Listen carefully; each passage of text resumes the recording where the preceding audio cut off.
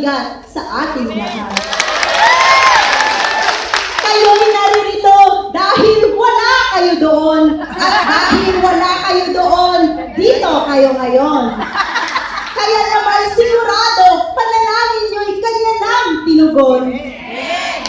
Ako si Cheryl Trino, ang nakambili ng balagtasang ito. Dalawang magkatunggalian ang magdidibatehan sa prinsipyo at paninindigan, tagisa ng talino at kaalaman sa paksang madalas pinagtatalunan sa buhay ng tao o mamumuno sa bayan. Sino nga ba ang mas mahalaga? Ang matalino ba o mayaman? Ito'y ating aabangan.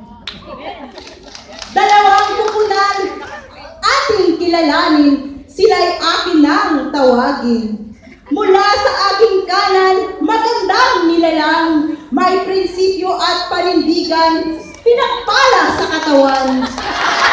Talino na hindi mapapantayan, nilitakya po ating palakpakan. Ang likas na kakayahang taglay ay walang katumbas. Kaya sa matalino, ang mariing kong sagot aking ihahayag. Ngunit bago muna, hayaan nyo, pagbati ko'y maigawad. Maligayang pakikinig, magandang araw sa lahat. At sa kaliwa naman, Angelina Jolie ang katawan. Kaya't man kong tignan, maganda at sexy naman. Forma pa lang, mayamang mayaman. Marilo sa gipid, palakpakan naman dyan. Maraming salamat, mahal na nakambili, at sa buong kongregasyon na nakikinig. Ako po'y bumabati, buong galak, kinikilig. At sa kalaban ko naman, madilim din itong kutis, kung siya'y sa matalino, sa mayaman ako'y bilib. Ating narinig ang dalawang panig. Sino nga ba ang mas angat? Pakinggan natin ang kanilang banat. Madilim man ng aking kutis, ngunit pag-iisip ko'y matulis. Hindi kaya ng mapurol na lapis na sa iyong utak yata'y nakaguhit. Mus-mus pa lang tayo'y pangaral na ng magulang. Ang talino'y kabahagi sa magandang kinabukasan. Ito'y isang katangiang tataglayin habang buhay, hagdanan sa pag-abot ng tagumpay. Ang bansa'y uunlad kung dito'y nanunungkulan, malawak ang nababatid, di kapos sa kaalaman. Ngunit kung ang namumuno'y masalapi, ngunit mangmang, magagapi ang pag-asa ng kanyang pinasasakutan. Ang kalaban kong parayuman ay napakaseryoso. Baka labis magdamdam kung dito ay matatalo. Yamang paksa namin tungkol sa mayaman at matalino. Hayaan niyo muna ako'y magkwento. Ang pulubing matalino at ang mayaman di marunong. Isang araw, sila'y nagtagpo sa labas ng Mandaluyong. Ang mayaman walang kaya sa diskursyo at diskursyon. Pero pagsapit ng tanghalian, matalino'y nagugutom. Matalino'y nag-abroad, tiniis ang hirap. Mayaman din nag-abroad para magpasarap. Sino nga ba sa kanilang dalawa ang mas lamang at sikat? Kahit sa tulad kong mangmang, ang sagot ko'y maliwan. Aanhin mo ang kayamanan kung wala ka namang karunungan. Pagkain na sapat, di mabigay sa katawan. Tamang nutrisyon, wala kang kaalam-alam. Di ka nakapagtataka, bunot balat na laman. Yung suot mo ang naninilaw, wala mo nilang yan. Asisilay, wala kang sa buluhan. Kundi sa paglabas sa ano, nakikita ang katinuhan. Kundi sa gawa ng tao at sa kanyang katalinuhan.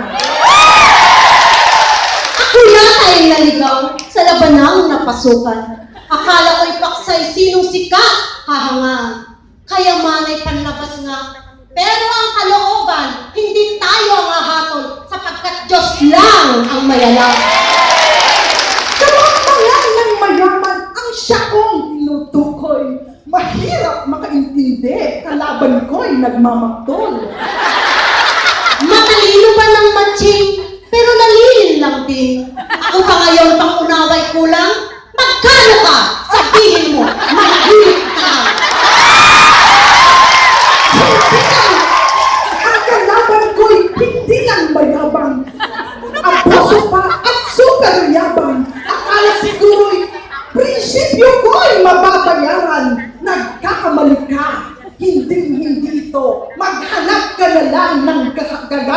gahaman. Ops! Ako nang sagot ng ticket mo. Magpatalo ka lang sa dialogue. Hindi nagpapatalo ang mga matatalino at hanggang sa huli, ang mariing kong sagot, ito pa rin buong-buo. Hinahangaan ng marami ay ang matatalinong tao, lalong-lalo na kung sa Diyos nagmula ito. Tama na! Sa'yo na lahat ang pera ko. Pati na rin ang singsing. Pati na rin ang singsing na hiram ko sa'yo. Pati buhay mo, bibilhin ko. Ops! Bago pa kayo magkainitan, atin ang tapusin itong balagtasan sapagkat bangayan nyo'y walang napupuntahan. Pareho kayong hindi nagpapatalo sa labanan. Ngunit bago ko kayo hahatulan, nais ko lang inyong malaman, matalino at mayaman, parehong mahalaga at kailangan kung ito'y ginagamit sa wasto lamang. Ngunit aalin mo ang matalino kung ito na may tuso, naglalamang sa kapwa, mandarambong at mandaraya, sigurado sa Diyos ika'y ikakahiya.